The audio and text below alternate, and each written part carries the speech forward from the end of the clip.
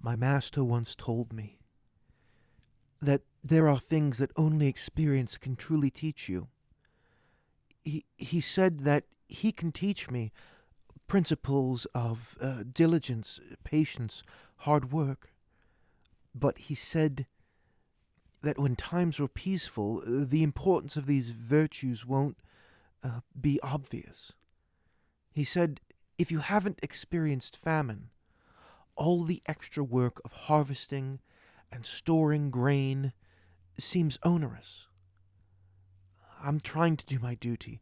I am trying to learn the lessons of my master and the lessons of the Golem. But my master is right. I have lived in good times. There was a drought when I was young once, when the well nearly dried up. We lost some cattle and sheep, and one of our village elders died. Methuselah said it was because of the heat. But the prophecy says that the coming of the Golem tells of a time of darkness and trials ahead. I don't think I'm ready. I don't think I can be ready. Months passed, and young Abaya took to his duties with Captain Phanuel Metalos with as much vigor as he could muster. The first few weeks were the hardest. Abaya was young, and by no means a weakling, but he did not yet have the strength of a man, and the work of a blacksmith was grueling. He would spend his days learning from Methuselah and taking care of him. But once his master was served supper, Abaya would work for the Golem, learning the craft, and he would end his days sore and exhausted. Phanuel was relentless in his instruction and demanded perfection from Abaya. He was not cruel, but he would not accept failure. If Abaya made a mistake, Phanuel would correct him. If Abaya made the same mistake more than once, Phanuel would send him away and end his instruction for the night.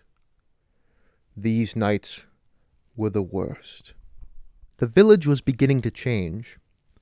More travelers meant more merchants. A tavern and inn were being built to house the traveling newcomers, and each piece of profit that the Golem made from his wares went into purchasing more material, building higher quality tools, and improving his forge. Talk began to circulate about reopening the mines as the village grew rapidly. During the day, Phanuel divided his time between the forge and training the town militia. The village was too small for a dedicated military or police force. Most of the men still needed to divide their time with farming or herding. Still, the expertise and leadership of the Astartes, coupled with improved weaponry, helped make the militia a force to be reckoned with, so they at least had some semblance of discipline. The rest of the time was spent by the forge, creating new, stronger plows or better tools for home construction. He worked long into the night and was awake before everyone else in the morning. Abaya estimated that the Golem maybe slept 2 to 4 hours a night. One night, as Abaya prepared his master's meal, Methuselah spoke with him. "How are things going with your apprenticeship with the Golem?" Abaya looked up to his master with circles under his eyes. "Hard. I feel like I go to sleep exhausted every day, but my arms and shoulders are so sore I can't sleep." "But you are learning?" I think so. Sometimes. But some days he just has me making charcoal for the forge. I feel like sometimes he just wants me out of the way." "Do you give him reason to want you out of the way?" Well, sometimes I make mistakes." "Abaya, I can see that you're shaking a little.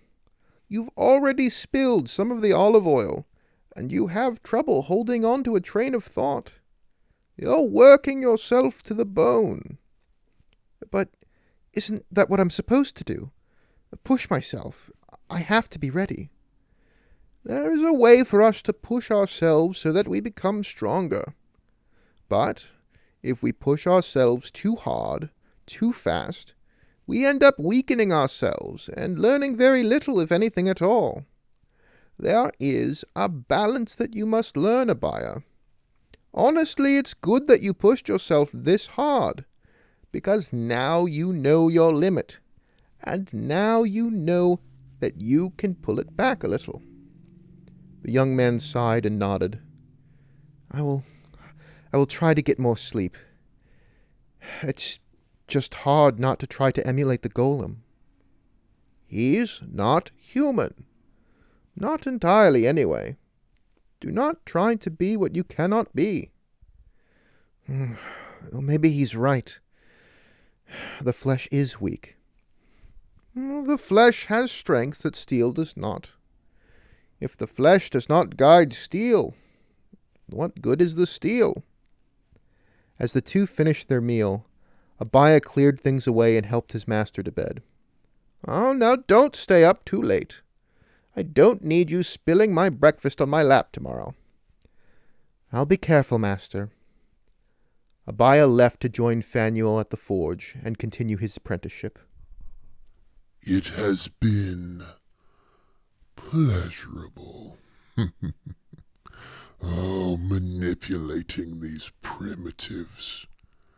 It didn't take long for them to embrace the dark prince of excess. Idols and altars of sacrifice have already been erected. I hear they even have blood sports in her name. It has been fun, but there is so much more to do. They tell me that the sea is not far. If I cannot travel across the void seeking victims to slake my lust for vice, the sea makes a fine substitute.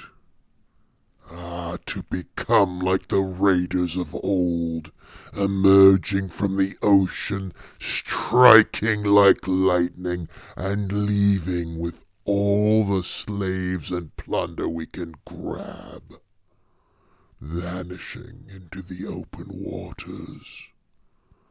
Once we are flush with slaves, we can truly build a mighty empire where sweet pain and pleasure will flow freely.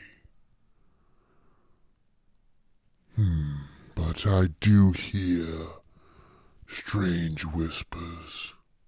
I hear tell of some sort of legend that predicted my coming. A great king would come and sit on a throne of bone and swords and become the mightiest warlord that ever lived.